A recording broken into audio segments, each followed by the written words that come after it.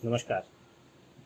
जैसा कि हम सभी लोग जानते हैं, आजकल एक कपड़ों की विज्ञापन कंपनी का विज्ञापन बहुत फेमस हो रहा है, बहुत वायरल हो रहा है।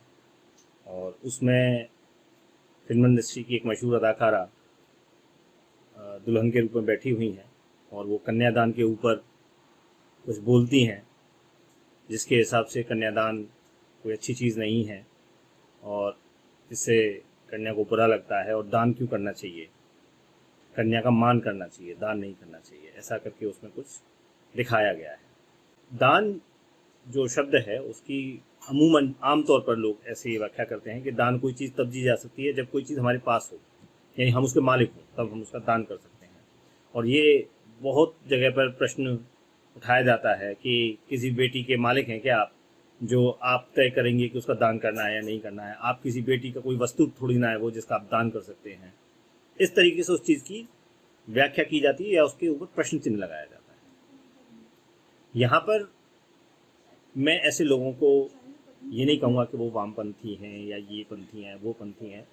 मैं ऐसे लोगों को कुपड़ बोलता हूँ, जो पढ़े लिखे तो हैं पर अच्छे से पढ़े लिखे नहीं हैं, किसी चीज़ पे चिंतन मनन नहीं करते हैं।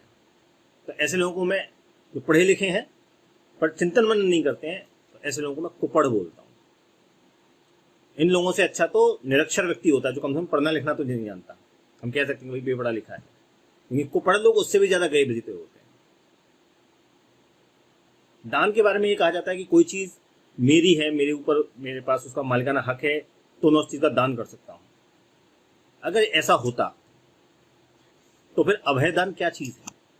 हमारे यहाँ अभयदान दिया जाता है।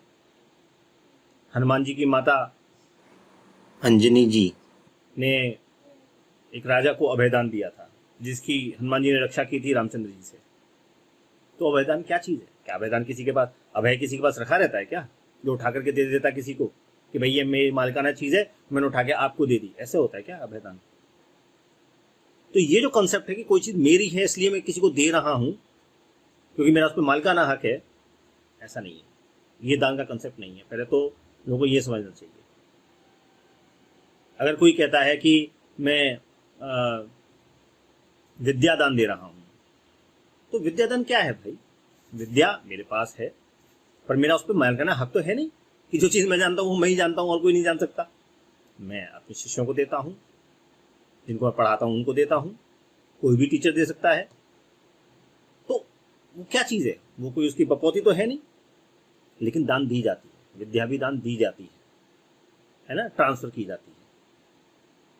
तो जब कोई चीज़ किसी को दी जाती है तब उसको दान दिया जाता है, और वो भी इस कंडीशन पे दी जाती है कि अब इस पे मेरा कोई अधिकार नहीं है, इस हक से दी जाती है।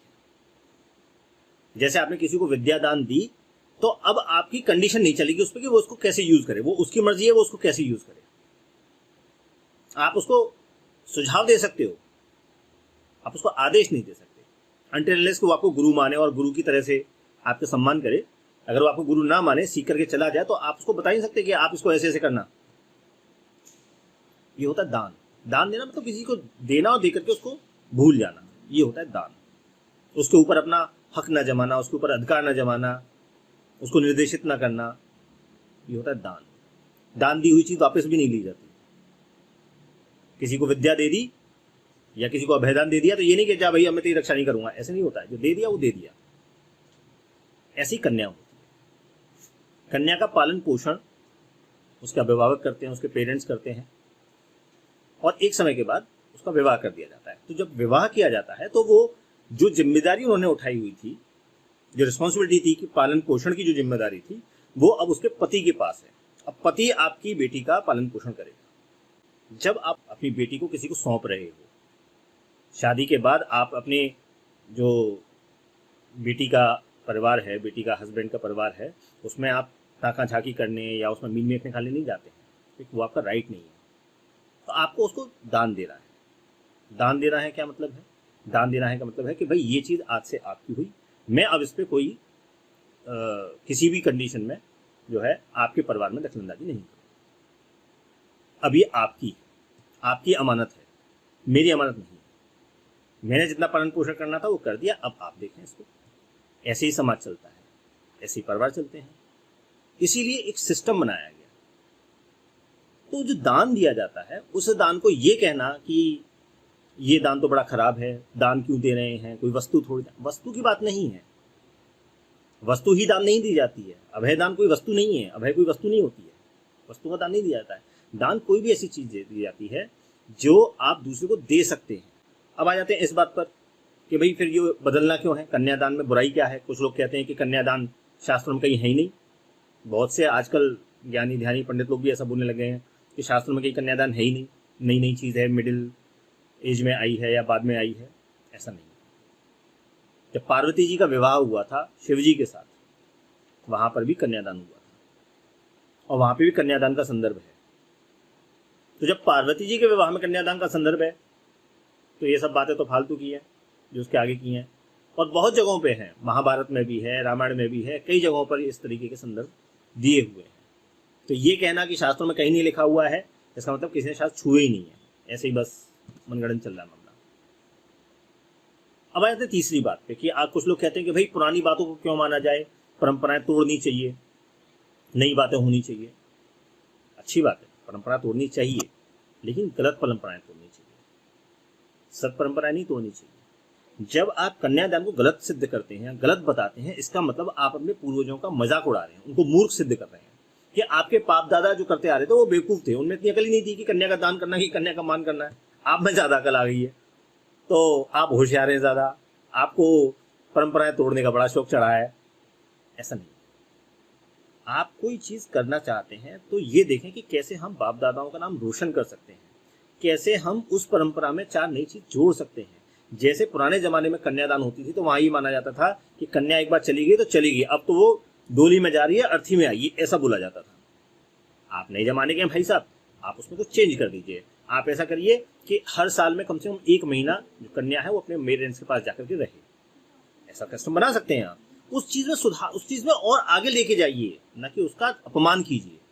आप उस परंपरा का अपमान नहीं कर रहे हैं, आप इनडायरेक्टली अपने पूर्वजों का अपमान कर रहे हैं। आप बता रहे हैं कि वो बेवकूफ थे, उनमें अकल ही नहीं थी, आप ज्यादा ज्ञानी हो गए, आप में ज्यादा अकल है कि कन्यादान नहीं होना चाहिए, कन्यामान होना चाहिए। वो तो एक कंपनी है, उसका ऐड होता है, उसको फायदा होता है, मुनाफा होता है, उसको तो वायरल चीज करने का ही मुनाफा मिलेगा। आप कम से कम हजारों लोग जानते थे उस ब्रांड को, वरना कौन जानता उस ब्रांड को अगर वायरल नहीं होता तो। लेकिन आप में तो भगवान ने बुद्धि दी है, आपका क्या फायदा हो रहा है इस चीज से। तो ये चीज सोचने की है कि हम परंपराओं को आगे ले जा रहे हैं या परंपराओं को मजाक उड़ाने पर विश्वास रखते हैं। मेरा अनुमान है, निवेदन है कि जितने भी मॉडर्न लोग हैं, तथाकथित विकास की ओर बढ़ने वाले युवा पीढ़ी है, वो सब लोग अपनी परंपराओं का, अपने पूर्वजों का सम्मान करें। अपने पूर्वजों को ये ना समझें कि उन लोगों को जानकारी कम थी या वो लोग कम जानते थे। ऐसा भी हो सकता है कि हमारी जानकारी कम हो किसी विषय में। उन चीज़ को, उन वर्जनाओं को तोड़ने से पहले 4 बार सोचें कि जो चीज़ हजारों सालों से चली आ रही है उसको हम क्यों तोड़ना चाहते हैं। अगर उससे एक सिस्टम बन रहा है, समाज का एक पूरा मेलजोल बना हुआ है, इस चीज़ को समझना चाहिए। हमें परंपराओं के नाम पर अपने पूर्वजों का मजाक नहीं उड़ाना चाहिए। ऐसा नहीं है कि ये चीज़ शास्त्रोक्त नहीं है, शास्त्रोक्त है, बाकायदा लिखी हुई है, हमने नहीं पढ़ी है, हमें नहीं पता है, वो एक अलग बात है, लेकिन बाकायदा हैं। और आपको कन्यादान करना है, कन्यामान करना है। कन्यामान तो हमारे यहाँ होता ही है, नवदुर्गे हमारे इसीलिए होते हैं। कन्यामान तो हमारे यहाँ सिस्टम ही है, उसके लिए अलग से। आप ये बताइए, आपको कन्यादान और कन्यामान करके फर्क क्या पड़ा? आपने सिर्फ एक चीज़ का नाम ही तो बदल दिया। अगर बच्ची अपने पेरेंट्स के 1 महीने रहे साल में तो उसमें तो चलो आपने कुछ अच्छा काम किया, लेकिन कन्यादान को तोड़ करके आपने कन्यामान कर दिया, उससे क्या फर्क पड़ा? क्या उससे कोई सिस्टम बदला?